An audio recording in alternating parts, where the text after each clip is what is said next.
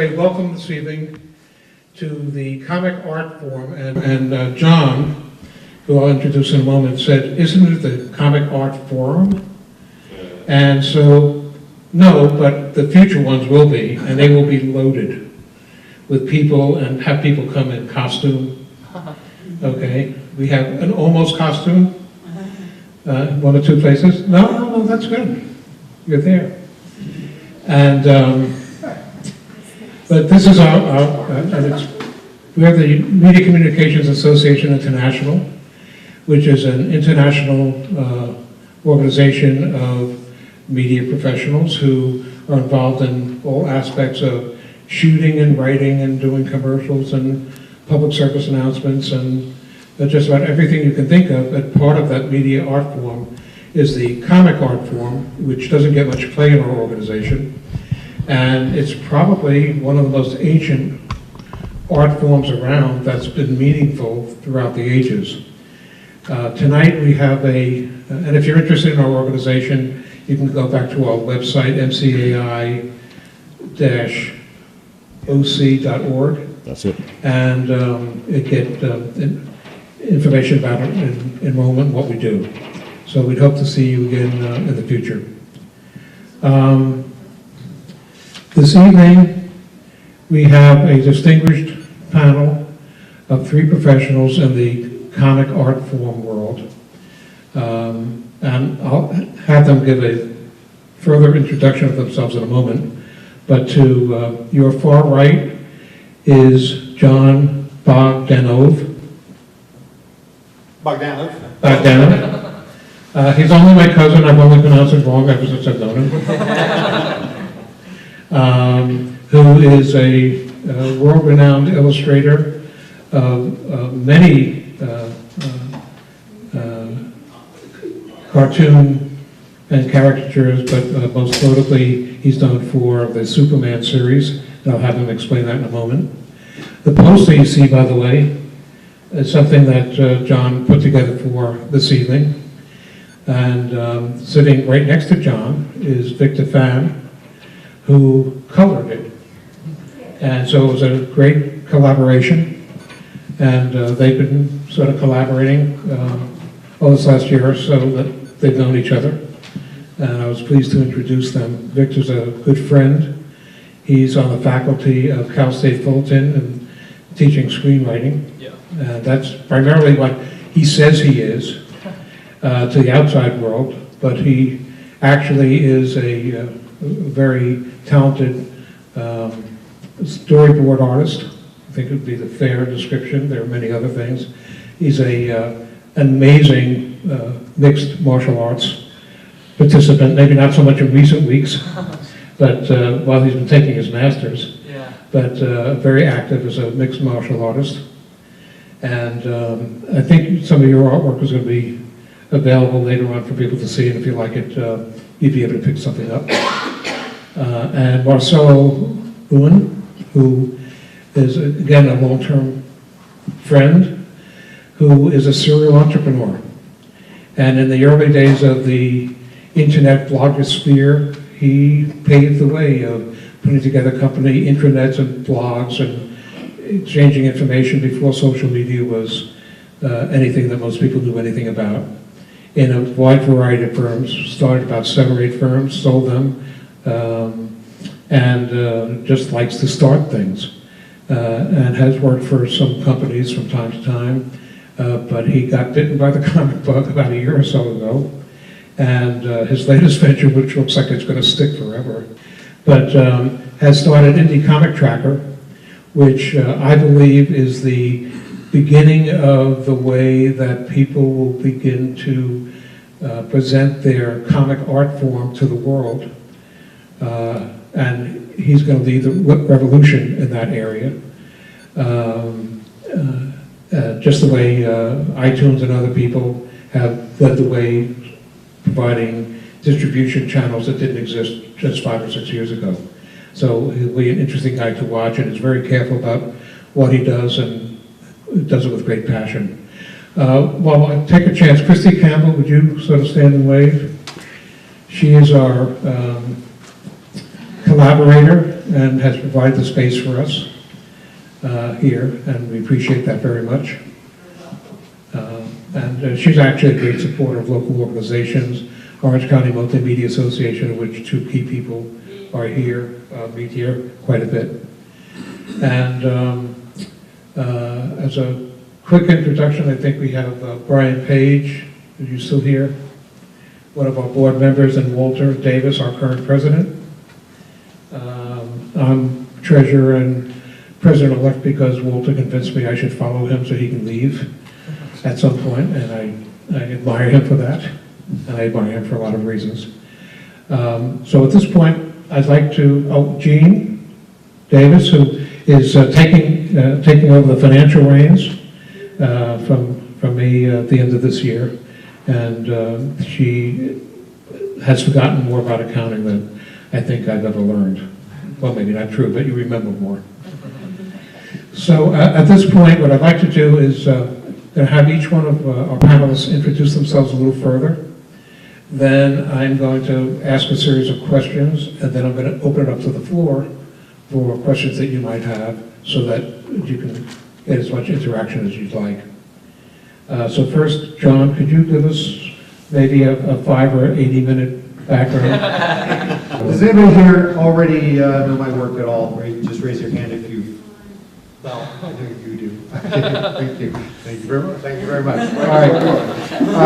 For those of you that don't know, my name is John Bogdanov. I'm mostly an artist, also a writer of comic books for almost 30 years. I've worked mostly for Marvel and DC. The early part of my career, the first 7 years or so, I worked exclusively for Marvel.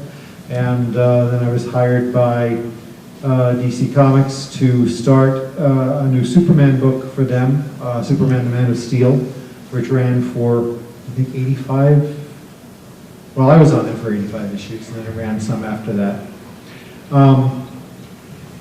So it's a long run, during which time we did a lot of landmark stuff with Superman. I'm one of the, I'm described as one of the architects of the death and return of Superman, which was really a lucky thing for me to be a part of, because we sold more Superman comic books than DC has sold since, and had not sold that many since the golden age of comics back in the 1940s, when comics sold in the millions. So we made Superman sell in the millions again, and he got better. He died and he got better. So that's probably what I'm best known for. But I worked on a lot of characters. DC, I've done Batman. I'm doing Batman right now, sort of.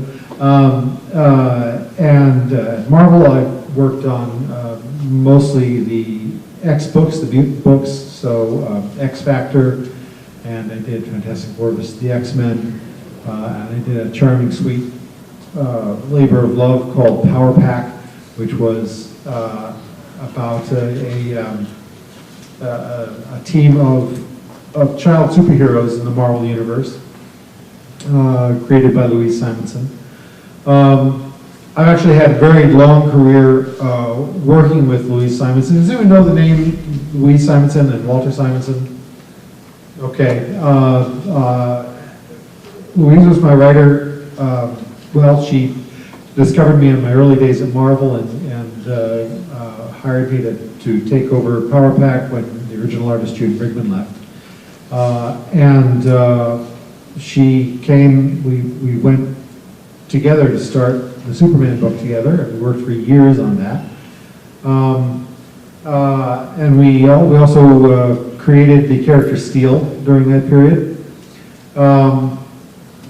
And I've done, since the Superman days, in addition to occasional comic books, I've done an awful lot of advertising and licensing work. And by that I mean I'm the guy that if it's not Jose Garcia Lopez drawing the Batman on the peanut butter jar you're buying, then it's probably me. and it's mostly uncredited work that that is very often drawn in the style of other artists. But if you go to Six Flags, chances are you'll be seeing my work all around you. And you know, when I go to Target, people say, "Hey, John, is this one of yours?" Yeah, so there's a lot of that stuff floating around. I did a story toward the end of my run on Superman and Man of Steel. I did a 3-issue arc that Louise actually mostly let me write. I did most of the writing on, where it was a time travel story where Superman was sent back to the late 30s and got involved with world politics then and freed the Warsaw Ghetto. And this arc caused a lot of controversy and also a lot of celebrity. The chief prosecutor of war crimes in the U.S. Justice Department wrote me a fan letter and said, "This is actually a better treatment of this subject than Schindler's List." So thank you to that chief prosecutor.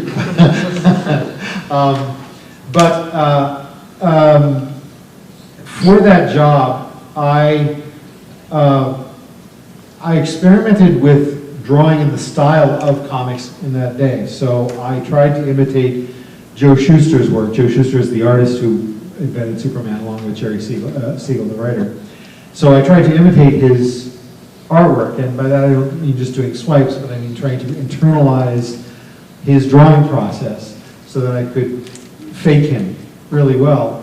And that was a big hit, and then I did a couple of covers. Well, I did an issue of Superman the Man of Steel where, I don't know, multiple dimensions were colliding on one, you know, like happens, and so the Batman from different dimensions was showing up in Metropolis, and I really stupidly chose to depict the different Batmans from different dimensions in the style of landmark Batman artists from the past. So I had, you know, I had to learn how to imitate Neil Adams, not very easy, and Bob Kane, and Carmine Infantino, and all the great, you know, Frank Miller, all the great Batman artists. So I learned to become sort of a style chameleon and to be able to draw in any style, which is both a blessing and a curse. It's a blessing because it's like studying the masters. It's like when you're an art student and you go into a museum and you copy a painting by Rembrandt or something, you're forcing yourself to try and think the way he thought and to learn the lessons of it. That's a classic art student thing to do. And that was what it was like for me. It was immersing. I so blew my deadlines on this one, guys. But I so immersed myself on every artist in sequence until I wasn't just swiping, but I was actually generating new images that looked like they were drawn by those guys. And so I learned a lot about drawing. But the downside is I started to get a lot of style chameleon work. So that whenever Warner's needed something drawn like by a dead guy, they called me. and I've visited a website. Well, I just did another one of these covers for Marvel for DC last month, where the gimmick was they wanted Superman from different eras to show up, and so I drew one like Kurt Swan, and I drew one like Boring, and I drew one like Joe Shuster, and I drew one like myself. Mid-90s myself.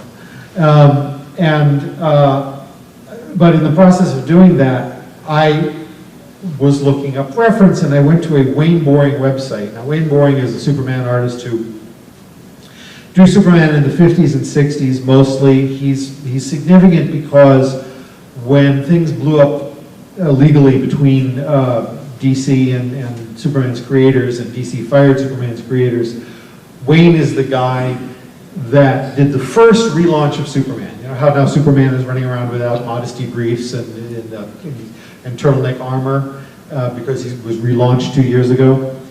DC periodically relaunches Superman and all their characters. And the first time they relaunched Superman was 1948 when they fired Superman's creators. And Wayne Boring was the guy that took over. So there's a website, you know, yeah, for a generation of people, he's their Superman artist. He's their favorite guy. And there's a website devoted to him. And the cover image on that website is actually mine. It's not Wayne at all. Oh, wow. And they don't know it. So, well, they probably know it now. If this goes online, they'll know it now. They see, "Damn you, Montana!" I'm actually backing away a little bit now from the Style Chameleon work and the licensing work, even though it's, you know, it's good money, but it's not telling stories. And comics is really about telling stories with pictures. And so I'm doing a new digital comic now, because the new digital comics readers they're actually evolving beyond just PDFs of comic books and becoming another art form. Because the guided view platforms are getting more and more sophisticated. And although the palette of tools that they have is still incredibly limited, what you can do, there's the big artistic challenge is to figure out the creative ways that you can maximize what they can do. So it's a little bit like a return to the days of limited animation and early television. And just trying to be as inventive as you can with a limited array of fake motion. And it's designing two-dimensionally and fourth-dimensionally at the same time, because two-dimensional, you're designing it for a regular printed comic book because they want to print it as well. But fourth-dimensionally, because you're revealing visual components with every tap of the screen. So you tap the screen and you get a pan shot. You tap another screen and it zooms in. You tap another screen and word balloons appear. You tap it again and sound effects happen.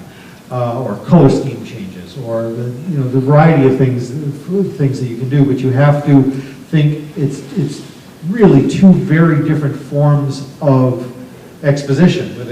With a printed comic book, with a physical comic book, you read top to bottom, left to right, and that's the way it goes.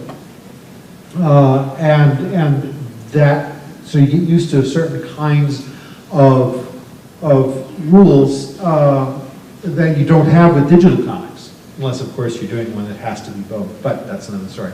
But with digital comics, it's really more the rules of cinematography that you can't break. You don't want to break a line of action, that kind of thing. So it's two completely different rules, a set of rules of visual exposition that you somehow have to coordinate.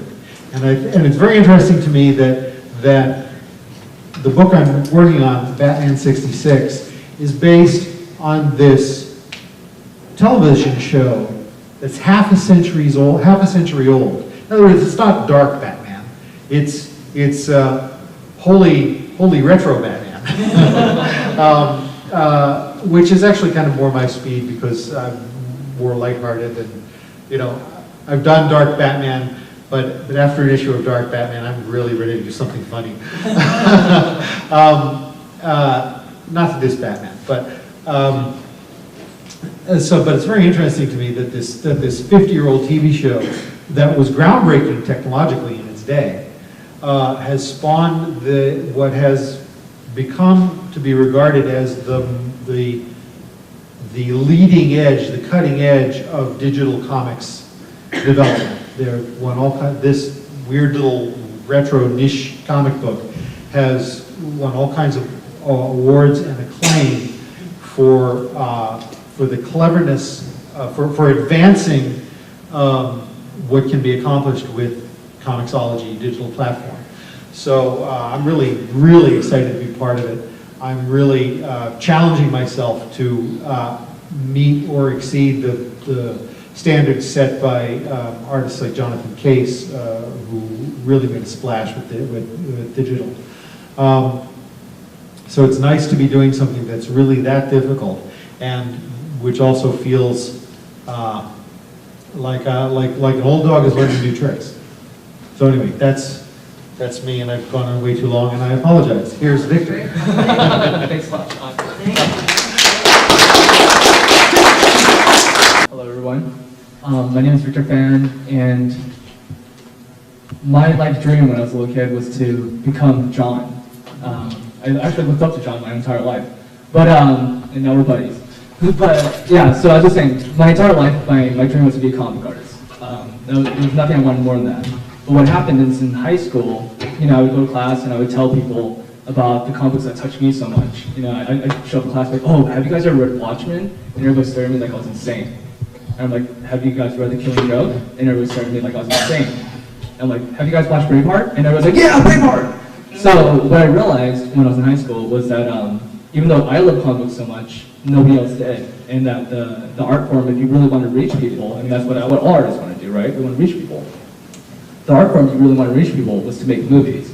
So from that moment on, I went on the path of a filmmaker. And luckily I had some connections, because native Angelino, so I had some connections. So I started working in the film industry when I was 18. So right out of high school, matriculated to the film industry, and I started working as a PA. Everybody starts off as a PA. And I did that for many, many years until I hit 21, and I got hired as a storyboard artist. What happened is that I was working for this manager, his name's Mark Wheeler, and when I was working for him, all I did was read scripts. That's all I did. So it didn't require any talent or anything. But during the downtime, I would just sketch the whole time, because I never stopped drawing. That's something I never did and stopped doing. And he saw that I could draw, and he's like, dude, you're incredible. I'm like, well, thanks. And he's like, have you ever thought about doing storyboards? And honestly, I hadn't. I didn't know I could. I'm like, no, but I'll do it if you're gonna pay me. So what happened? Yeah, exactly. So what happened is he's like, well, I'm not gonna pay you, but I have a friend named Ben Katz who's making feature-length horror movies. Would you like to go work for him? He's my best friend. I'm like, yes, I would. So I started working for this producer named Benjamin Katz, and I became his personal storyboard artist. So for his 3 or 4 features I produced, I did all the storyboards for them. And that was my first real money job in the industry, because as a production assistant for, I have college students here who are probably going to be PAs by tomorrow. You make nothing, right? You work 16 hours and you probably make $70 that day, right? But you can really lord it over interns. Yeah, yes, definitely. That's very true. So what happened is, then I started pushing my senior year of college, and I was going to graduate. Didn't really know what to do. I mean, none of the major studios gave me I was freelancing for them, but none of them gave me a full-time job, and by then I was already a father.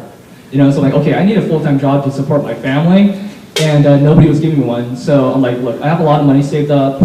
I have a best friend who's really responsible, and he had a lot of money saved up too. I'm like, he's right there, his name's Brian. I'm like, how about we just get together and we form a production company together, and that way we get steady work, because then we're just making our own product. And he's like, sure. So we formed our own production company that year, as our senior year of college, and it's called Torchino Productions. And at first what we started doing is we were making horror movies, and we did it the old school method, which was you find an angel financer, someone who owns a lot of stocks, and what they do is they give you the dividends from selling their stock, and you use that money to make your movies.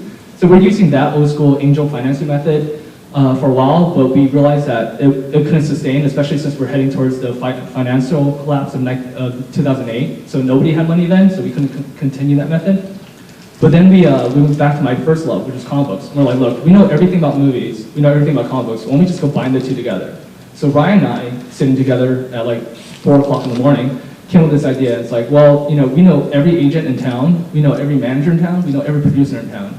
Why don't we create a service where, and honestly, we've been working in the biz for a while too, and we realized that people in the industry don't like to read. Okay, so if you give them your script, they're not going to read it. Okay, what they're going to do is they're going to force their assistant or their intern's going to read it, right? They don't have a choice. And if the interns and assistants say, yes, this is good, then they'll read the first 10 pages, and then they'll call you pretending that they read it.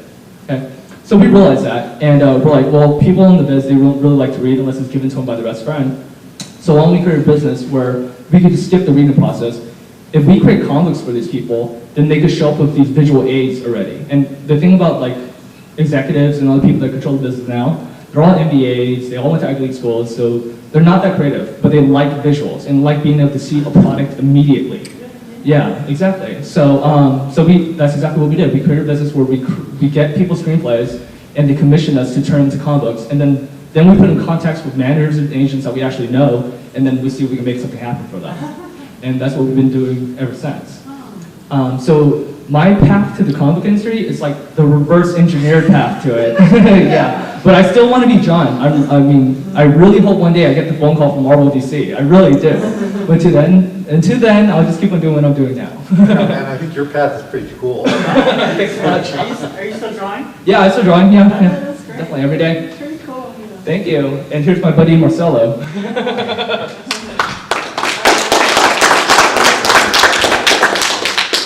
Wow, I want to be these guys. But you have to be born, and that's one thing I realized, is I am not artistic whatsoever. That's not, that, you can only get better, you can't learn it. I think you guys are just born with that, and you just get better as time passes. So, I always completely admire people like you guys. I mean, seriously, creative people, it's just the way, you know, I try to push my kids into being super creative. But, my name is Marcelo, and I presented at the MCAI before, and I like coming to this group here. And I'm an entrepreneur at heart. I created companies. I wish I created 8 companies, but it was more like 4 actually. Well, you're right, I did create more than 4, but I sold 4 of them. And I've been doing companies since I was 18 years old. Off of high school, I created a small retail store before Best Buy existed, called it Cityware, and I mixed music with software. This is in the late 86, 87. I graduated in 85, so 86. And I called it Cityware. I didn't sell it, but I did okay as an 18, 19-year-old. And it was the first time where you had computer software, you had music all in one place, you can come and hang out. There were electronic video or electronic hardware that I was selling. So if I would have stuck with it, maybe it was Best Buy, but who knows. So I ended up getting rid of that and just moved on through other things. I went to college. I almost graduated, but I didn't because my dad got sick and I dropped out to help take care of him until he passed away. But the industry that I got in the internet industry in 1994, 95. This is before the word internet, before intranet, before extranet. There was nothing of that stuff. I was literally just on, if anybody remembers, the Mosaic browser, 096 beta, and I was doing HTML with a little blinking tag. I was excited when the blinking tag came out. I'm a programmer by trade, project manager, but I've always been an entrepreneur at heart. For some reason, I just can't find, I'm a nonconformist, so I don't work well in a corporate environment. Some people call me a PETA. I like word nonconformist better. But I like to be an entrepreneur and I like to create things. And I like to create them from a piece of paper, an idea, and then take them to a point where people are using it. And it's something that's sustainable. Then I know what my limits are too, which is I don't know how to make it grow into a multi-million-dollar company, because that's for the VPs and the people that can play the politics and know how to make it grow. So that's what I like to do. So I created, this is my 4th company right now, 4th online company. The first one was called My Internet Desktop, was in 1999. My wife was just pregnant, literally with my first kid, and I was working for Disney, Walt Disney Imagineering, and I quit. And my whole family, exactly. That was the reaction of my mom. What is wrong with you? She's pregnant. I'm like, I know. What were you doing for Imagineering? I was working for Walt Disney Imagineering, the internet department, basically, and there was no internet department. What became Disney Interactive? Later, yeah, after I left, exactly. So prior to that, actually, I jumped ahead, but prior to that, I was actually working for NBC.com. Before it was known as NBC.com. That's why I'm saying I started the internet when the internet started. It was known as NBC Digital Production. I was employee number 3, and I went in as a developer. We created the first online game that was actually pushed by Jay Leno on The Tonight Show. And I'm proud to say that he was, if you watch the commercial and you see the hand moving the mouse, that was my hand. I go, look, my hand on TV. But it was called Asteroids, for a TV series that was just released for asteroids. It was about asteroids. I forgot the whole concept of it. But this game was to support that. It was the first online game that was promoted on television, like the first .com game. that was promoted on television. So it was kind of cool to be part of that. So I left I left NBC to go to Disney, but then my entrepreneurial bug kicked in. And while at Disney, and I always do this, I always start businesses while I'm working somewhere, because that's what I like to do. I always like to have a plan B, just in case. I started doing this out of my bed, out of my bedroom, I mean, in a laptop. I started doing something called My Internet Desktop. The concept of it, which is going to sound very familiar to Facebook now, was the ability to create online applications that people could maintain their lifestyle on, all their data, their contacts. You can do email, you can do word processing, all that kind of stuff online. This is 1999 though. So by the year 2000, I was approached by a company called Internet Appliance Network. And if anybody remembers the 2000s, this is when internet appliances were the hot thing. They were like the mobile phones of the 90s. The problem was it was dial-up. So they were really hot and then they crashed. But that was cool because Internet Appliance Network said, you know what, we have this cool hardware, we have no software, and we love what you did with the web. We want the web to run in here as software. So they acquired my company. So I stayed with them until the dot-bomb, when everything went down, and I ended up leaving. And I decided to take a break, become an employee. I worked for a company called J.F. Shea, built homes, Shea Homes. And I actually stayed with them for 7 years. In the meantime, there was another revolution coming up, was the podcast revolution, podcast and blogging. So I got really into podcasting and blogging and all that, because I love just being on the, in fact, my company name is Ahead of the Curve Media. I love always being on the bleeding edge. It just excites me. I can't have an old version of an iPhone. When the new one comes out, I have to have a later version. I'll take your old one. Yeah, there you go. So I created a company a website called Pixel Heads Network, and podcasters were taking off, the actual podcasts were taking off. And there were podcasts on everything you can think of, but there wasn't one thing. There wasn't podcasts for people making podcasts. So these were training shows that talk directly to, and this is why I'm always attracted to creative folks. I mean, to me, you guys, just filmmakers, illustrators, writers, it doesn't matter what you do. Creative people are just awesome. So I wanted to be in that field, but I know I'm not that creative. So let me create a podcast that interviews these guys and tries to learn from them and share all that information, kind of what I'm doing now with the podcast that I just interviewed you. Yeah. Try to support the market, right, of podcasters. So I created this company, and actually because of the MCAI, I was doing a presentation and I was talking like I'm talking right now, and I'm talking about my podcast. There was a company there, I think it was a sponsor at that time of you guys, Promax Systems. And I approached them after talking about my podcast show, and I go, hey, I would love to have you guys as sponsors, because I had a lot of sponsors on the podcast. And the guy checked out my site, looked at everything, and he goes, well, can we talk about going beyond that? And I'm like, sure, what do you mean? Ultimately, they acquired Pixel Heads Network because they wanted the audience of digital media creators, which is they were selling hardware for digital media creators, right? So that was my second company that I ended up selling, right? And then again, I took another year off to work for somebody. I never make enough money to say, oh, I can go to Hawaii and live there forever, no. But I'm okay, I'm not complaining. And so I ended up working for another company, because the other thing is, being a developer at heart, I always go back to that, because if anything, if the economy ever crashes, I always tell my family, you need a developer. Technology is everywhere. There's no company where you don't need a developer today. You can get rid of the CEO, but you need a developer to maintain that site. I'm that guy. So I always go back after starting my companies, because as I start my companies, I develop all this stuff. I do the technology, but then I move away from that to manage the company. So I always try to go back to a job to get back into that, to not forget, and then start something else. So after I sold Pixel Heads Network, I went to work for a company as a developer. I wanted to be totally at the bottom. I didn't want anybody to know I existed in the company. I just want to be a developer. I just want to do this so I can do my job. I came up with another idea, which was, again, I love creative people, filmmakers, and I love filmmaking. I started actually shooting and editing because I like doing that stuff, and I still do that. And I love hanging around filmmakers. So what can I do? Well, filmmakers are always busy. They don't have money, but they need training, and they need training all the time. At that time, webinars, not many people knew about webinars at that time. And I got into doing webinars to teach people actually about e-marketing, because I'm totally into e-marketing and social media and all that kind of stuff. So I started doing that, and then actually a friend that's a filmmaker saw one of my e-marketing webinars and said, hey, I love what you did, but can you help me do one for filmmakers?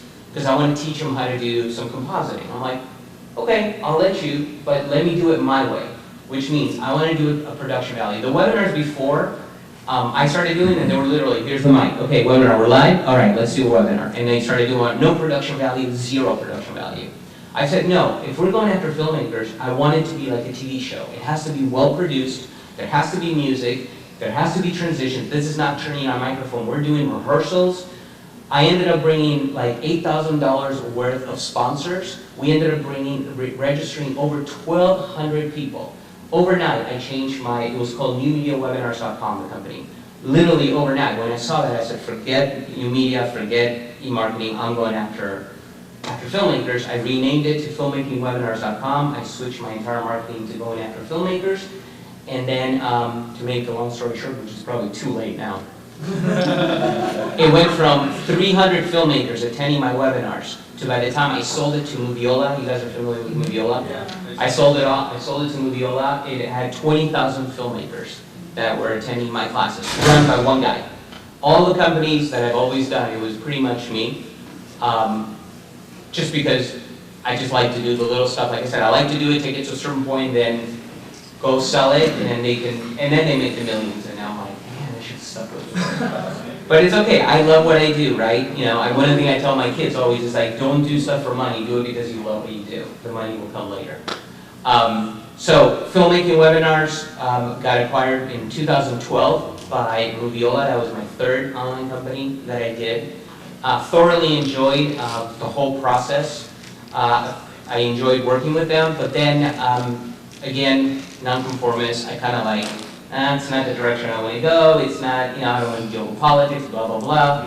Typical bigger company thing. So I ended up leaving. What do? I go back to Shade, which is the company that I worked for so many years, to be a developer. They need a project manager to help them implement some big web projects. So that's what I did. In the meantime, this was 2013.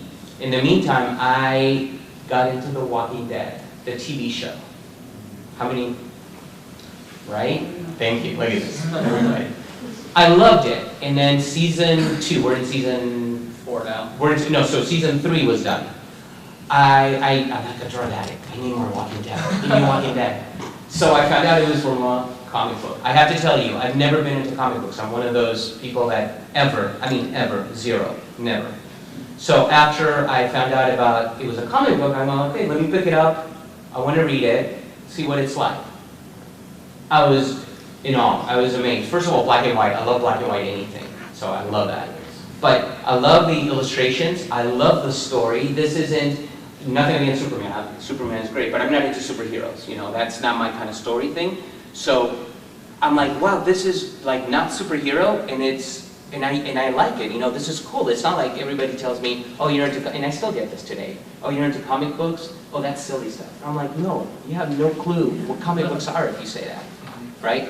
So I got into comic books, and so I started reading The Walking Dead. I went through everything of The Walking Dead. I did Revival. I got into Why the Last Man, fantastic book. Watchmen, then I got, because I wanted to. Then I bought this book for anybody that's getting into comic books. Understanding Comics by Scott McCloud, I'm sure. This is amazing. I mean, this just made me so appreciate the art of comic books. That, that it's really not just a little pamphlet. There's a lot of thought and production and value that goes into it. Anyway, I got into it heavily, and I started tracking stuff on my iPad, and I have all these comic books, and I'm like, I started looking for a tracker online to really track comic books, and there wasn't anything that I liked. In other words, yeah, you can track, but there was nothing that said, okay, you're tracking these 3 comic books, or these 3 series, or these 4 series. By the way, here's an email once a week that tells me, hey, there are new issues out. There's nothing like that out there. And I'm like, are you kidding me?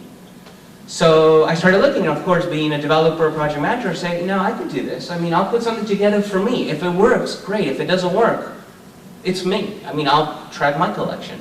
So that was 6 months ago, 6.5 months ago. So I started doing while working for Shay. And what are we in now? We're in April? No, March. March. So in February 14th, my last day at Shay, I quit to pursue IndieComicsTracker.com full-time. Now, of course, what really pays the bill, because we just launched this, what pays the bill is this ahead of the curve media.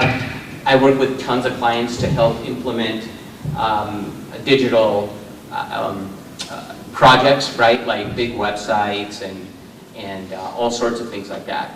But I just launched it, and I just literally launched it. I've been coding with a team of developers, so I'm not taking full credit for that. I have an incredible team of developers that are helping me code it outsourced.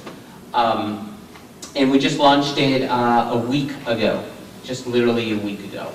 And the response has been great. The other thing I learned was I went to my first Comic-Con, Comikaze. I fell in love with cosplay. I mean, I started dressing like Rick Grimes. It's awesome. My kid dresses like Doctor Who. That's cool. We're a big Doctor Who fan. So I went to Comikaze. I fell in love with it. That's the other thing is when I get into something, I get really passionate about it. I mean, I just love the stuff. So you'll find tons of books like this at home, tons of comic books, and I have hundreds in my iPad here too. So I went to Comikaze, and the original intent of Indie Comics Tracker was actually called Comic Book Tracker, was to track everything, right? People that they had print, and they want to track their collection. I went to Comikaze, and they have what they call the Artist Alley, which is in all the Comic-Cons, right? You have Artist Alley for indie guys. And I started talking to them, and they saw my site, and they go, hey, that's really cool, I want to put my stuff there. And I'm like, wow. And I talked to hundreds of them, and they all gave me the card, they all said, I want to do this. Remember new media webinars? I switched to filmmaking webinars. I came back that day, I bought the Indie Comics Tracker URL, said forget comic book trackers. DC and Marvel is great, but I'm going to say I'm going to focus on everything minus DC and Marvel, because there are websites already, tons of them for that. They've got Disney and Warner's. Yeah, exactly. They don't need the indie world. But the indie world, right? The indie world. And again, that's the people I'm attracted to, the creative folks, the ones that carve their own path, that don't, work for the man kind of thing, you know what I'm talking about? So those are the people that I'm totally attracted to. The man pays you money. No, I know.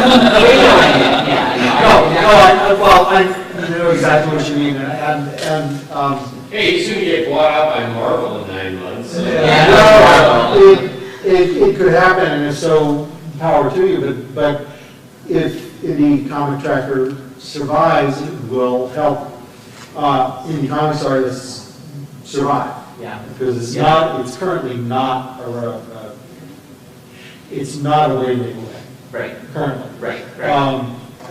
And has to do with a number of things, and that could be a panel discussion of itself.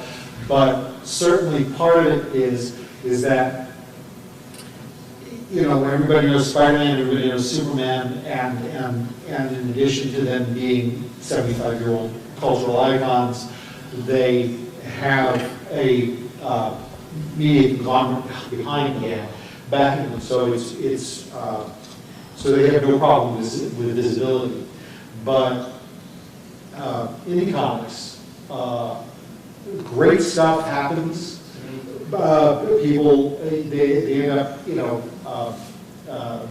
going broke making a project happen just because it's a labor of love, and they can't recoup it because they're just invisible. There's so much content out there, both corporate and indie, that even if you're avidly interested in knowing what's going on out there, it's very hard to get a comprehensive idea, and it's very hard to find the things that you're going to like. And from the creator's point of view, it's very, very hard to get your work into the hands of people who would pay you to read it. And what happens is most people end up giving their work away for free online, just so it'll be seen, and there's no way for them to monetize their investment. And we're talking about people giving lives, years of their lives into something, and then not having a way to get it to people who will read it. Right. How are you going to help these indies monetize and get the exposure? Okay, good, because that actually goes to your point too, because I think one of the biggest things that we have to look at is who's the audience. And I think we need to change, and I say we, I've been in this industry, which is kind of cool to say I'm in the comic book industry now. Somebody told me, you're in the industry now, you don't have to pay for tickets to go to Comic-Con. I'm like, cool. But I think we have to refocus on who we target. Are we targeting the person that grew up with the print comic book, right? Superheroes, let's say? Or do you want to grab a brand new audience that all they know is this, and they actually don't like to read this kind of stuff anyway? You know, I mean, the books, right? And all they know is this, and it's maybe refocusing who that target audience is, and introducing all those cool genres that are out there, right, to that audience. And I think that's how I'm going to help, or I'm going to try, you know, hopefully successfully, help the indie publishers, is not so much go after just the people that grew up with comic books, which is an audience you want to go after, but you also want to go after the audience like me, that's never been into comic books. And once, you know, are dying for these kinds of stories and never really existed, right? And I think there's tons of those people. I mean, I could be wrong, but I think there's a lot of those people that want that kind of media. And they may not want, for example, I have a book here. That's the other thing I'm doing is, I'm not just concentrating on the US market, I'm bringing in comics from all over the world, shifting it to all over the world. So if you're an American comic book illustrator and writer, I'm going to market you in South America. I have this one, I'm from Argentina, I'm from South America.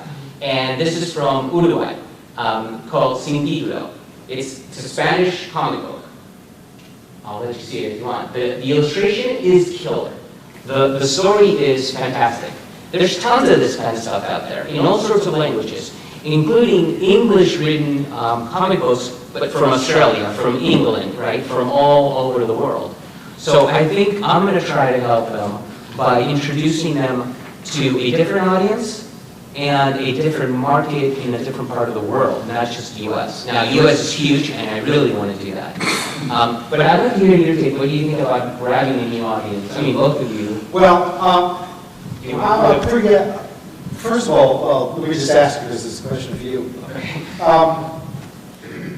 Do you see Indie Comics Tracker as essentially a marketing tool, primarily, or what? It's a distribution, it'll be a distribution tool. Right now, it's a marketing tool. We can go, the tagline is discover Indie Comics, track your collection, get notified when images are out. In literally 2 months, you're going to be able to buy them as well. Does it have, or will it have, a feature like Netflix has, where Netflix tracks what I've been reading and then makes suggestions based on what I've been... We track what you're reading, we don't make the suggestions yet. So the answer is yes, but it's not yet. But yeah. And then later, if you want, I can show, I can log in and show people. Okay. And then the other thing I'd like to talk about 2/3 of my fan base, thanks to the internet, seems to be in Mexico, South America, Spain, and that's given us a wonderful opportunity to travel in the last few years to conventions all over the place. We're going to Chile in May, and we were in Portugal last fall, Mexico twice last year. And one of the things that's really impressed me about becoming acquainted with comics culture elsewhere is that in America, we still really regard comics as a ghetto. It's, you know, a place, you know, it's a real niche for guys that never really quite grew up, you know, who when they were kids, they were jumping off the neighbor's carport with a towel tied around their neck. And they never really quite emotionally grew beyond that. Maybe they still live in their parents' basement or whatever. And that's the stigma associated with comics in America. And it's really not the case in the rest of the world. And the rest of the world is producing comics for every possible genre, every possible niche market that there is. And our experience in Amadora in Portugal sort of epitomizes the difference between American and worldview comics. In Portugal, as elsewhere, comics are seen less like a, it's not like an art form in that it's, there are no pretensions like it being museum artwork or something. It's really regarded more as a fundamental mode of human communication. Right. I mean, not everybody draws well, but almost everybody can tell a story with pictures. And everybody can understand a story with pictures. And it has, European graphic albums have almost nothing to do with superheroes whatsoever. And there's wonderful work being done of all sorts. There's a festival, and the festival in Portugal is not like a comics convention here. There, it's more like an exhibit. And it exhibits, there's a countrywide competition among schools. So there, it's an exhibit ranging from 5-year-olds up to Professor Emeriti. And there's a professional section, and there's a young people's person, and there's elementary school section, and I had because of Superman's 75th anniversary, I had a room to myself.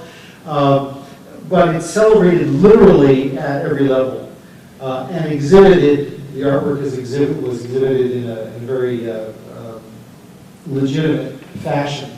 And they had maybe the most entertaining award show I've ever seen, because, I mean, we've all been to comics award shows where it's like, or any kind of award shows where it's really painful. You're really glad that they provided dinner.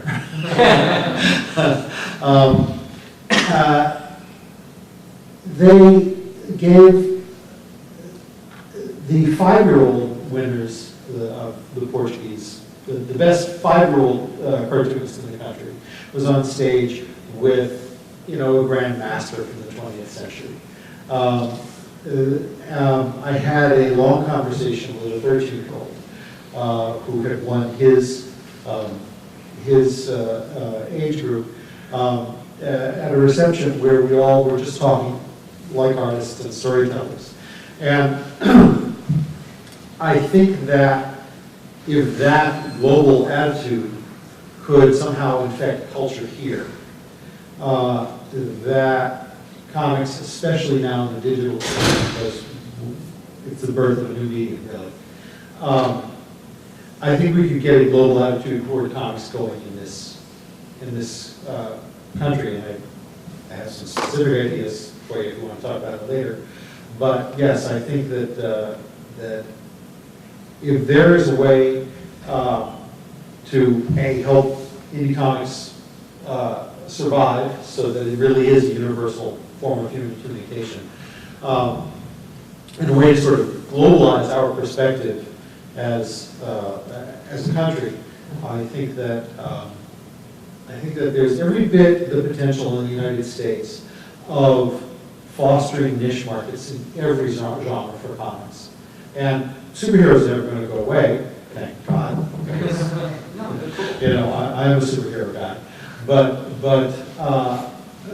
I'm also a murder mystery guy, and a cozy fantasy guy, and a Lovecraft guy, and a high fantasy guy, and so the combination of words and pictures is endlessly has endless potential.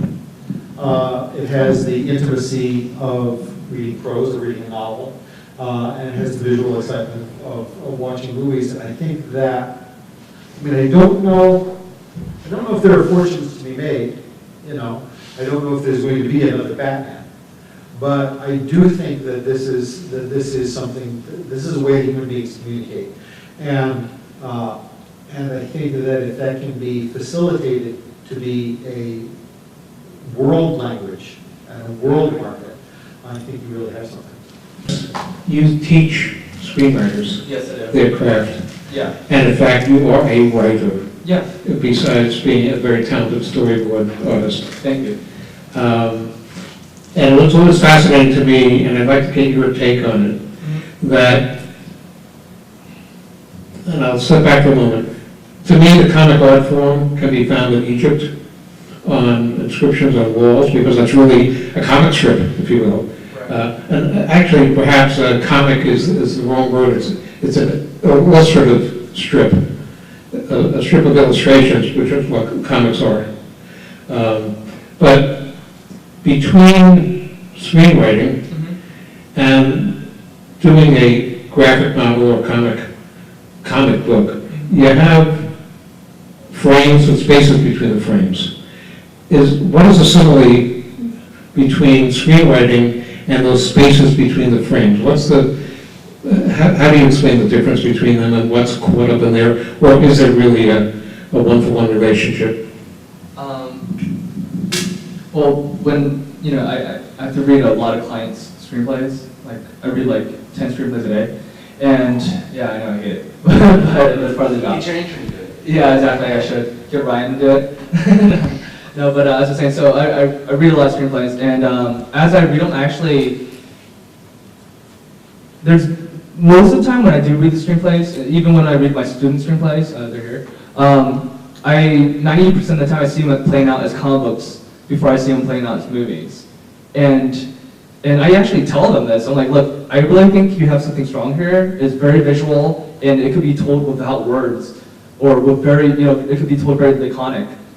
I think if you actually make this in a comic book first, it will be better than if you made it into a movie first. And obviously they're not, most of the time they're a comic book fan, so they don't agree with me. They think, no, it has to be a movie. I need to get $1 million for this, et cetera, et cetera, et cetera. I'm like, no, but really you have something strong here. So does that answer your question? Well, I guess is the expression in comic book form, because it has less words, so there's a difference. Yeah. Does that in effect make it more powerful? Personally, I think it does. Comic books, even to this day, even though most of my work is from movies, comic books are my favorite art form, by far. Movies is long, it's number 2, but it's a far number 2. I still think to this day comic books are the powerful art form. I just think, us, the comic book fans, we're in on the joke, and the rest of the world is barely catching up now. As you guys can tell, when you go to your theater this summer and see how many comic book movies you're going to watch. You guys turn on AMC on Sunday night, see how many comic shows you're going to see. So definitely. Okay, thank you. I'd like to go back to John for a moment. Since, John, you've grown up from everything was manually done, and there were 6 or 7 people in the process, very distinct people in the process, and much of it has become automated today, where one person could actually do many of the steps. Has the art form lost something with the automation, or, in your opinion, or are they just a new set of tools? Nothing ever stays the same. In the last several years, we've seen the death of several comic book professions, venerable comic book professions. Comic books are not lettered by hand anymore. They haven't been for nearly 20 years. They're almost exclusively lettered digitally after the artwork. This impacts the art form on every level. Not all of it good. If you look at an old school comic page or comic strip that's lettered on the boards, you're going by hand. You're looking at 3 levels of artwork that are coordinating magnificently. If you look at Pogo, for instance, by Walt Kelly, who worked with typography, calligraphy, and lettering as part of the artwork. as an intrinsic part of the artwork. It's very different from assembly line comic now, where you draw the entire comic book. You never know exactly where the balloons are going to go, so you can't leave anything out, but you know some of it's going to get covered up. And the design, the ultimate design of how it's going to look with the words is a little bit taken out of your hands. So it's now, I love to play with fonts as much as anybody. It's kind of like an addiction. If you start downloading fonts and playing with fonts and stuff like that, you can go a little bit crazy. I've really had fun doing the retro Batman sound effects, I just want to say. But it is very different, and there's some wonderful digital letters out there, but they're using fonts that were scanned from, Artie Simek and Todd Klein, and the great letterers of the past, and there's a different sensibility. Now, there's wonderful stuff being done, but there's also stuff that's lost and changed. More recently, what we've lost or are losing is inkers. There are still some inkers working out there in the old, assembly line way of doing comics, but it's much easier digitally for the penciler to just ink himself, to turn his pencil line to something that looks just fine like inks. So the skill and the profession of inking is disappearing. And I have old inker friends who, come to me begging for work because and these are guys that were stars in their day, and they can't get work anywhere in the business because fewer and fewer people are using inkers. And that was a wonderful craft also, I can still ink old school with a brush and in the ink where I'm drawing even straight lines with a brush. It's a real skill and a craft, and it makes a comic that looks a certain way. And I like that sort of organic look. But it's changing. And everything you give up, you also usually get something as well. And there are things that we can do on the artistic level now digitally that we couldn't do live or on paper, because there's no limit to how close you can zoom in to work on a detail. So you can get tremendous precision in the image you're trying to create. So there's a lot of advantages to working digitally, besides the fact that it's easier and my rug isn't covered with ink all the time. But of course you have to learn programs. You have to learn Photoshop and Manga Studio and Sketch Pro and whatever program you want to use. So it's a trade-off. There are things you gain and there are things you lose. And there are, there are things that it speeds up and there are things that it slows down. I mean, it's more efficient for me to ink myself now because I don't have to do full pencils.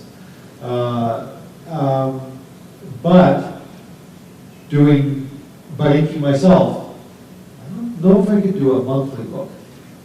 I have to do shorter arcs, I have to start earlier.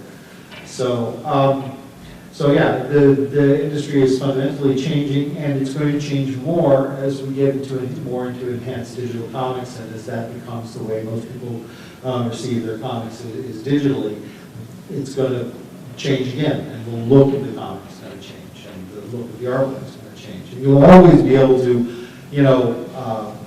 look at a style of artwork and say, okay, this guy was probably working in the 90s. Oh, this is a 70s comic book. Totally looks 70s. That kind of thing is going to continue.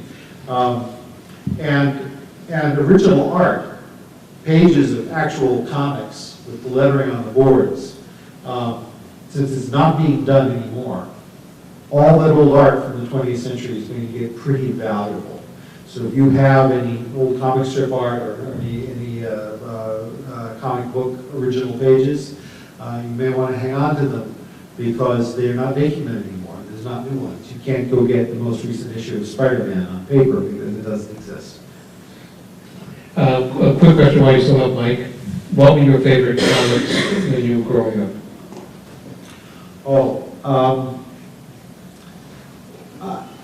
Well, oddly enough, I'd like to say Superman, but I think I was mostly influenced by the Superman TV show with George Reeves as far as Superman goes, and the Fleischer cartoons from the 40s. Comics-wise, I discovered, I read Superman and Batman comics in the 60s as a kid, but I always felt like, gee, this is not like the Superman, this is not like George Reeves. But then I discovered Marvel, right at the end of the 60s, and it was the Marvel age of comics, and they were really doing things differently. Stan and Jack and Steve were doing things differently. It was a whole new world. My first Marvel comic was Steve Ditko's last issue. And it was mind-blowing. And the next thing I got was the issue of Fantastic Four. And then when I reached the perfect demographic age of like 12 or 13 when comics really take hold, superhero comics really take hold with kids. I was that age when Jack Kirby left Marvel and went to DC and took over DC's latest Superman book, Superman's pal Jimmy Olsen, and turned it into the coolest thing I had ever seen. And I was completely hooked because suddenly Superman comics, which I thought were pretty weak at that point, even as a kid, suddenly Superman was majestic and lived in a world that was dangerous and gritty and had cosmic villains and just looked so like a Marvel comic. and he did that whole fourth world opus there of New Gods and Mr. Miracle and Forever People and Jimmy Olsen. And that stuff hit me hard. It was just exactly the right age. And I couldn't wait for the next issue to come out. And that's really why I started drawing comics seriously, because I couldn't stand to wait for, Jack, let me just put this in perspective. Jack Kirby was writing and drawing 4 comics a month. He was doing 22 pages complete every week. He was drawing 5 pages a day. Okay, just to put that in perspective, and this is his oldest work. This is work that has never been equaled in the business since, right? It wasn't fast enough for me. I had to draw my own while I was waiting for Jack to catch up. I had to draw my own. And you can see, if you look back at my stuff when I was a kid, boy, you can see at which point I discovered Jack Kirby, because I just got really Kirby-esque with all, with the deep foreshortening and all that sort of stuff. So that stuff really formed comics for me, and a lot of wonderful stuff was going on around that time. Neil Adams and Denny O'Neil were doing Green Lantern, Green Arrow, which was, angry and angsty and groovy and, very 60s-esque. And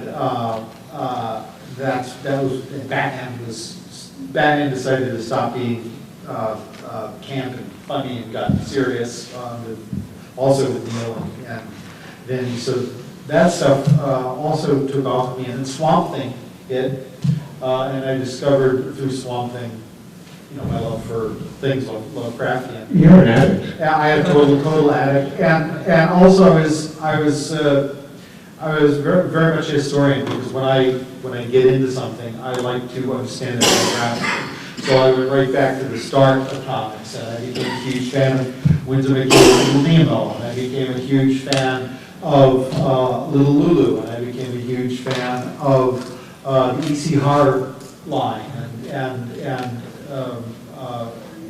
absolutely tranced by Jerry Siegel and Joe Shuster's original Superman.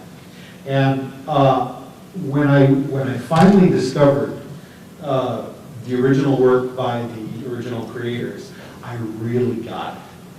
I saw where the George Reeves Superman show came from. I saw where the silly comics from the 60s came from. But the original had such heart and such energy and such spirit that it was more than a historical document for me. It was just, I was right there. You know how sometimes you can read a book, you can read Dickens or Shakespeare or Walt Whitman or something, and it feels like that author is reaching out across the space-time continuum to talk directly to you. And even though it might be Elizabethan English, it sounds somehow colloquial and direct and personal between you and the author. And I really felt that with Jerry and Joe. That stuff was so pure of heart. So I guess those were my influences. Victor, who were your favorite comics growing up? I'm a lifelong Marvel guy, but my favorite series of all time that I've collected since 1981 to this day, without skipping a beat, is Amazing Spider-Man.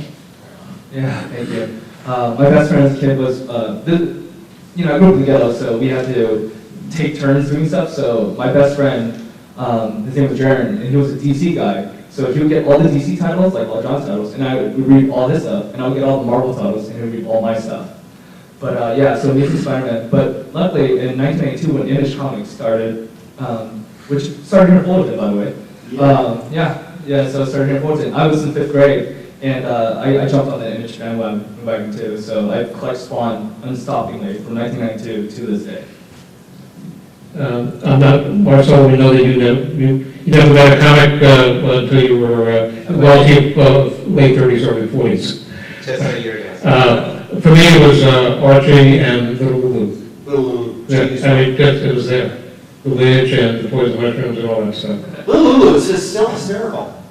Have you ever read definitely. Little Lulu? It's still hilarious. Is John Stanley, is it the guy who's behind Marge's Little Lulu, at least the comic books? Marge. Huh? I don't know Marge. Well, Marge I think might have created, I don't know that much about Little Lulu. I think Marge created it for the newspapers, but the comics were written and drawn by John Stanley. And you go back and look at that stuff, and yeah, it really seems like mid-20th century America, but it's so cute and funny and warm and inventive. We don't have time, so I'm going to be cutting you off a little bit, but I'd like to say something. And Marcelo is basically going to promote everybody who has new projects, okay, that the majors haven't picked up yet. They'll be promoted on Marcelo's site. Marcelo's a genius at that, so, and I'll let him show some of the stuff later on. We don't have enough time for you to answer all the questions I have, but I do want to just briefly, and I probably will cut you off after a while. We were basically talking about the static comic book form. When you get to animation, well, first of all, there are two different areas. One is different forms of comic, like anime. I remember this little kid who was like on rocket ships and stuff, and mouth really Astro Boy, right? And for some reason, I always liked that cartoon. I didn't like most of the other cartoons out. I always liked that one. That's a specific art form, I guess, in the anime world.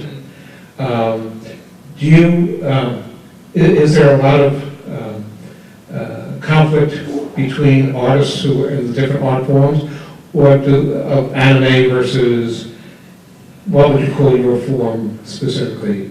American Gothic? I'm really straight up American superhero. I'm just as mainstream as it gets. Okay. But do you appreciate the other art forms? Oh, sure. I mean, yeah, absolutely. My tastes are extremely wide-ranging. It actually took me a while to appreciate manga, although I remember Astro Boy and I remember Simba the White Lion when I was a kid.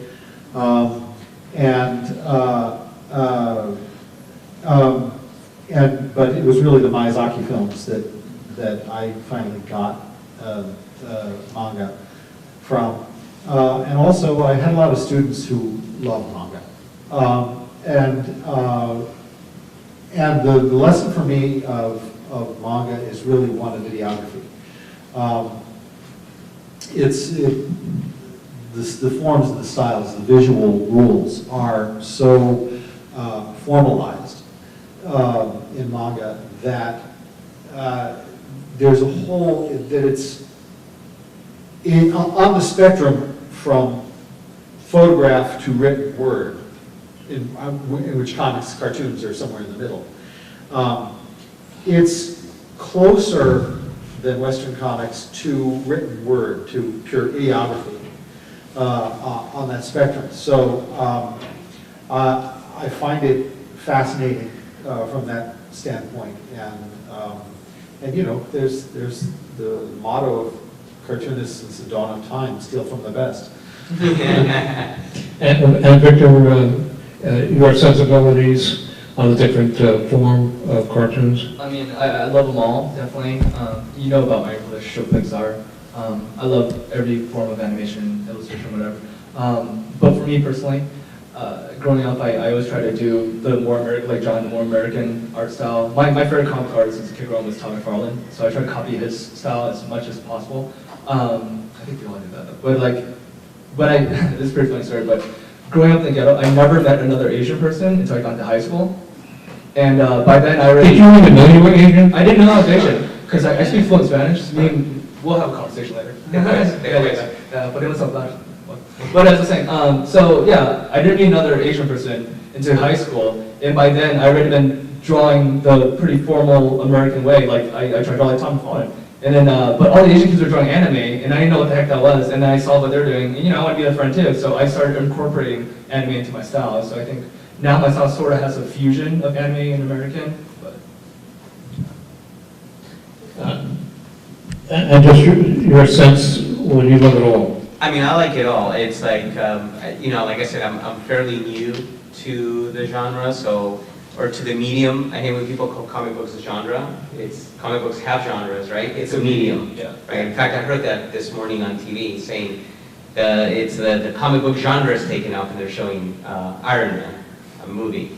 Oh, yeah. And it's like, no, the medium is taken out. There's tons of genres, and I think that's part, going back to before, but that's part of the problem where in America, right? Yeah, they think all comics are Iron Man, superheroes. yeah, exactly, and, right. But no, I enjoy it all. I tend from a color perspective, I love black and white, but I like black and white in film too. So whenever I see a black and white, like I bought this one, I think this was $10 at the Artist Alley. But I just loved it, this portraiture. And I love this kind of pencil almost like, right? And this is the kind of style I tend to like. But I like it all. I mean, I just look at it, and if I like it, I'll read it. I'm going to go out for questions, and then we'll wrap up. But I have to tell you that as I'm sitting here, and we had some radio interview a week or so ago, which I got to fill in. I actually really enjoyed it. And I'm sitting here tonight and saying, boy, I wish I were Charlie Rose, sitting at a round table and just throwing out the question and then just listening to what you have. And I think when I first put this group together, you were obvious, John. Victor, you were semi-obvious, and you were saying, what am I doing here? Right. Okay? And I think what the three of you have proven tonight is that I was absolutely spot on with the different perspectives and expertise that you each bring, though you're not an illustrator, but you understand how to excite people about the form and get their work shown. And that's an extremely important skill that most people don't have, particularly the starving artist. How do I get my work shown and appreciated? So you're bringing that element to it. You've proven in a very modern way, combining traditional screenwriting and the storyboard power that you bring to help people understand what it is that they're seeing because they won't waste the time to take a look at it. They need it given to them quickly. That's why they'll watch a soundbite on TV. And of course, you are a traditionalist, but you adopted all the modern tools, so you've seen it all the way. Obviously, you have well-known product as well that's out there. So it's a perfect panel. And at this juncture, I'd like to do a wrap-up in just a few minutes, but open it up for the audience. And what I'll do is I'll repeat the question if you have questions, and you can address them to individuals or to the entire panel. So do I have any questions out there, particularly people who have shirts that look weird? Okay. Any questions from the audience? Well, I got one question. Yeah. So like, for example, like The Walking Dead, was based on a comic book, and nobody really knew about that. So it's like, wow, now that, all these TV channels are looking at all these other things, comic books, whatever they get their hands on, and make the exact same thing like The Walking Dead, like the popularity of the TV show. I think TV channels are still doing that, find more, whatever they can get their hands on, and make it as popular as The Walking Dead has been so far as Do you want to handle that first? Well, I mean, I know that like iZombie, which is a big indie one, I think is that Vertigo? That's DC Vertigo. Or yeah, it is Vertigo, right? It's being turned into a TV show. I think they're all jumping into it. I mean, there's definitely a craze into optioning comic books and putting them on TV or film. But I'm sure these guys would have a lot more to say than I do on this. Yeah, definitely. Right now we're in pilot season, in the television season, so everybody's shooting the pilots right now. So let me just tell you some of the pilots that are being shot right now. iZombie is definitely one of them. Another one's Gotham for NBC. No, for Fox. Another one is Constantine. Another one is The Flash. So we're in the networks, they're only allowed to show 10 pilots to the advertisers in New York and May, right? Out of the 10, I just listed 5 that were comic books. So that should answer your question. Not really. Okay. Cool. Anything else? Yeah, I have. Yeah. Yeah, when you guys are talking about the new target audience, like I was a collector of comic books for a long time, and then I put them in the house and in the garage, And so specifically Superman, because it's mostly what I collected, and every time it transfers to the media, or the movies and stuff like that, it doesn't quite get Superman. So, do you think, at some point, eventually they'll go, this is Superman? John, would you like to take that?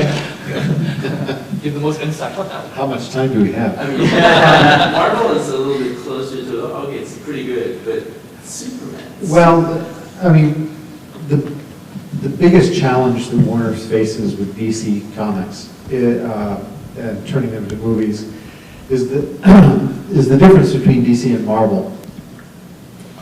All the core Marvel characters are basically the creation of either Jack Kirby and Stan Lee or Steve Ditko and Stan Lee, mostly Jack. I mean, Stan and Steve invented Spider-Man, and Jack and Steve invented Fantastic Four and Thor, Captain America, the Avengers, the X-Men, the Hulk, everything else.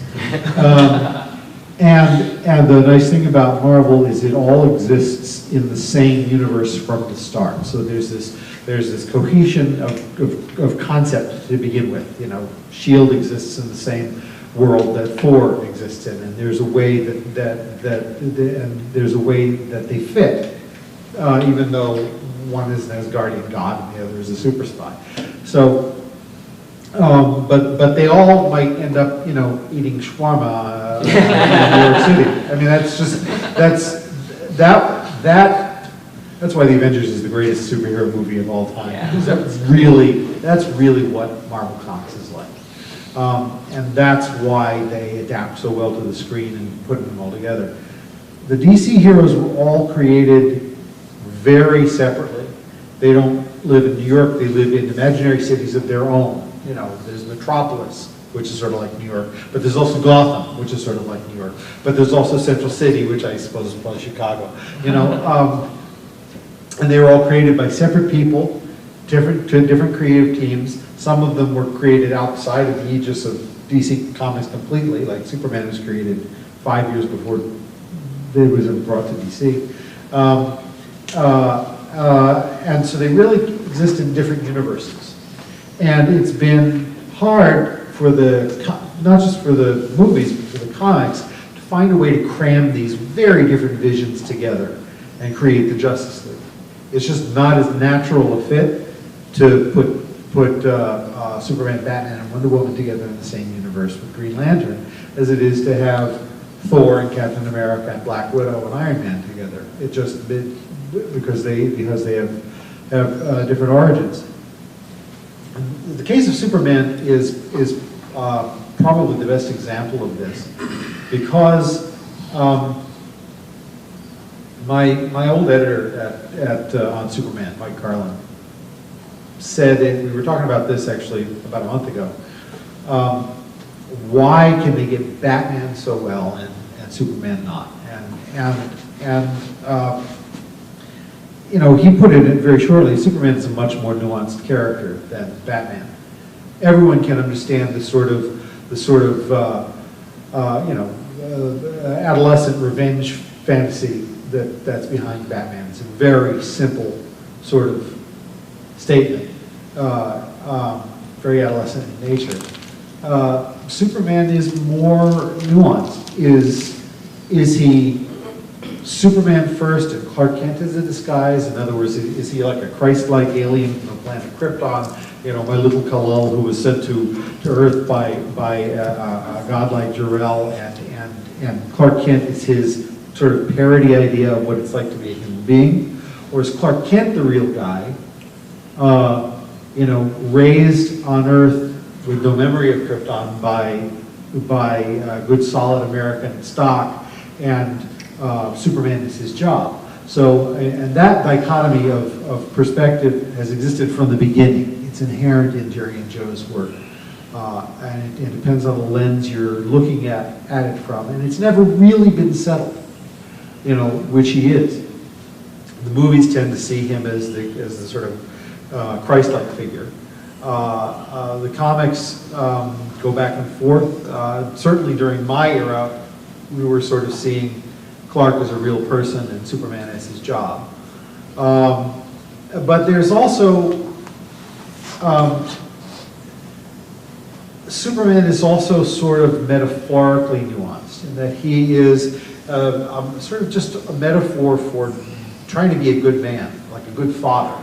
You know, you can look at the old Superman show and you can sort of see that Clark is the dad and Lois is the mom, and Jimmy Olsen is the kid, and Barry White is the grumpy old grandfather. I mean, basically, that's the dynamic there. It's almost like a little family at the Daily Planet.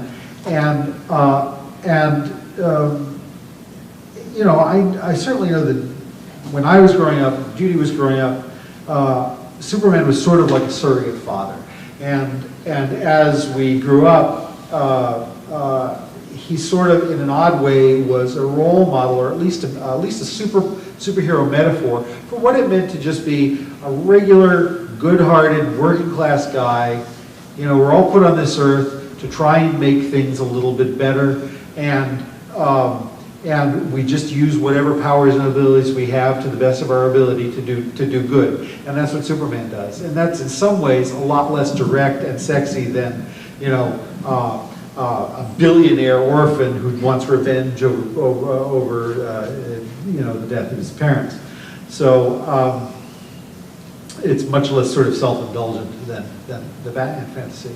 So I think really the answer to your question is twofold. One, Marvel is a much more focused universe, basically creation of two men. DC is a disparate universe created by a bunch of people. And some of those characters, specifically Superman, much more nuanced, much more shaded sort of character, open to a wider range of interpretations. And he's been around longer. So the longer he's around, the wider the interpretation, the span of ideas of what Superman gets. You know, the farther from it's like a game of telephone. You know, for instance, who knows what the historical Jesus was like? But,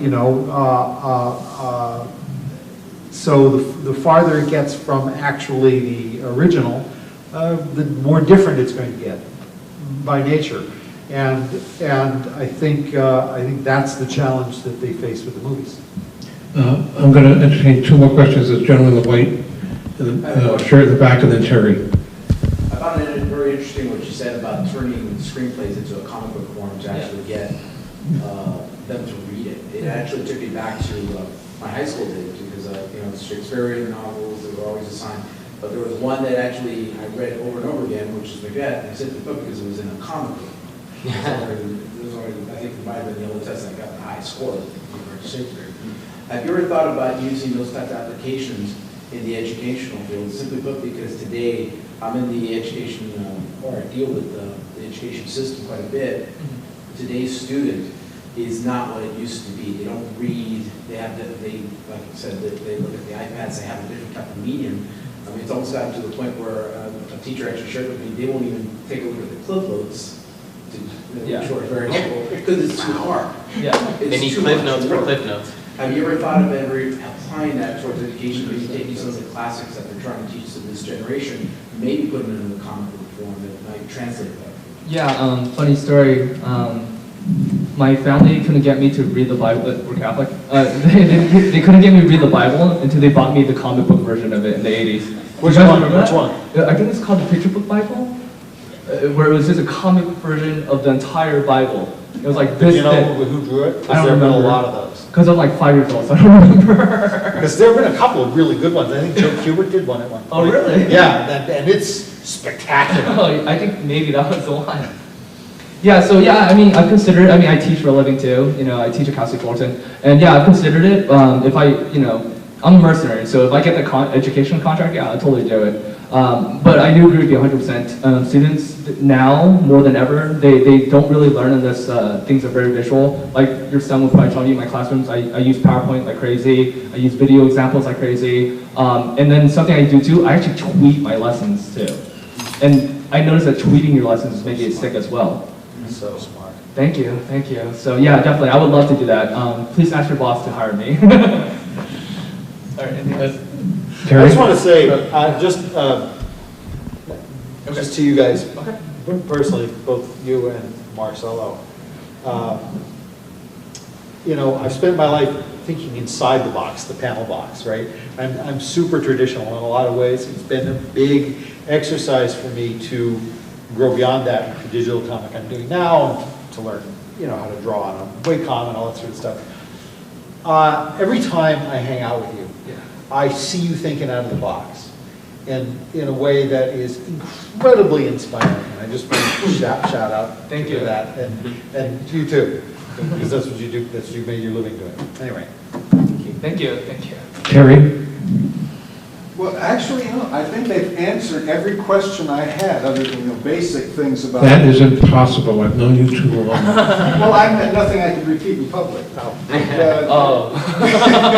But models and things like that. But I just like to thank this panel for their eloquence and the heart and passion that they bring to this subject. I've done some commercial comic books, Fleetwood Enterprises, things like that, because I really enjoy getting paid. And I've just never had the courage it takes to do my own, and other than little stabs here and there. And I just really admire these guys doing all they're doing. I remember Fleetwood. You ever seen a Bounder comic or advertisement? That's fine. Yeah, exactly. That was Terry's point. Yes, there you go. But if you But now with Indie Comic Tracker, you can do this. I'm not sure if that comic falls into that category. But you go to a Bounder rally where they have these people in Arizona and all 50 of them all partying, and you ask, one of them is going to have that Bounder comic that they still have for their kids, and they still read it. Actually, the Laughing was a comic art form in many of their, and Sonny and Sheva, they had a very colorful, I always enjoyed sort of that mash. Maybe that was what an original mash bit of comics and live action, because they were actually the characters, not just playing like Chitty Chitty Bang Bang or one of those kind of Dick Van Dyke kind of deals. I do want to spend just a moment on animation. And obviously South Park and things like that are part of it, but do you see an outgrowth of what you do, and are you actively involved in animation, primarily to Victor and John? I love animating. I've done a little bit of it. If I could jump in a time machine and go back and work for Walt in the golden age of Disney animation, I would do it in a heartbeat. It was a good living, and it was really fun. I have some friends with a studio in Mexico City, and whenever I'm down there, I beg to let me do some in-betweens. And I did a cell animated video game demo a couple of years ago where we met, actually. And I love animation. I can't get enough of it. I particularly like cell animation, although I certainly love computer animation. But I like just being able to draw a series of drawings, and oh my God, it moves and it's alive. Sorry. Yeah, I mean, I love animation too. When I was going to Fullerton High School, we had an animation program there, and I was actually the top animation student. And what they would do every year is that they'd have a competition of the best animation students in the whole country called Animation 2000 Pasadena. And they would send me to Pasadena to compete against everybody else from like the whole country. And I'd always score like third or second. Wow. So I love animation. It's art. I was trained in classic cells, but I am learning 3D as well. And you know about my relationship with Pixar. And so every summer I go up to Pixar and I beg them for a job. So hopefully one day they'll say yes. Maybe next time you go up, let's go up together. Yeah, I'm cool. Let's do it. Well, so just to add on your site right now, you're basically for school. Right now it's... Do you see animation as part animation of what you probably track remote? not part of Indie Comics Tracker. One thing I do want to add is actually webcomics, which we haven't really touched upon, but that's in an entirely different, well... Yeah, spend a few minutes on that. Yeah, how they implement it, it depends how they implement it. Some people implement a whole page as a webcomic, and then you click onto the next. Some people just implement a 3-panel on it. But it's its own art form and its own way of tracking, and right now there are websites where you can discover webcomics, but you can't follow them and then get notified when new pages are released. So it's not new issues, we're talking about pages or even strips are released. Exactly, it depends on, so that's one of the things that I'm looking at adding at the site is a section for webcomics. Oh, please do that. I know, you're like the 5th person that told me that, and I'm like, okay, I have to figure out. The problem is coming up from a systems back-end perspective is how do they notify me that there's a new page? It's easy to upload an issue and put in some metadata, but we're talking about a specific, page that they would have to manage, and I want to make it in a way where it's easy for the publisher. I don't want to burden them with just one more thing they have to do. Right. But I agree, because I've been told by so many people, gosh, if you can, because one of the services that we do is you get notified when new issues are out via email. So on your email, you'll get once a week on Wednesdays, right? You'll get when new issues are out, and you'll get a list of everything that you follow and all the issues that are out by your series. So I go, oh, okay, cool, I gotta buy the Star Wars #5 that's out, or whatever. I want to do the same thing for webcomics, a new page for your webcomic that you have. So I'm looking at adding that, but I don't think animation will fit into this. I am looking at expanding, like I do Indie Comics Tracker, it would be Indie Blanks Tracker. And it could be music, it could be animation, it could be a variety of things, right? It's basically going after a different niche, audience or market, and then focusing on that, so. Okay, thank you. So I'm going to wrap it up with a final question. You've actually pretty much answered the question, but I'll give you another bite at the apple. Maybe Victor, if you'll go next, is what do you have planned for the immediate future? Something really exciting that even if you can't tell us what it is, tell us about it. Okay. Because I know there are some things you can't tell us names. Yeah. Well, I have a lot of different revenue streams. Ryan and I were working on Horrorway together. We're hoping to hire Khalil on one of John? I have more bucket list projects than I have bucket left.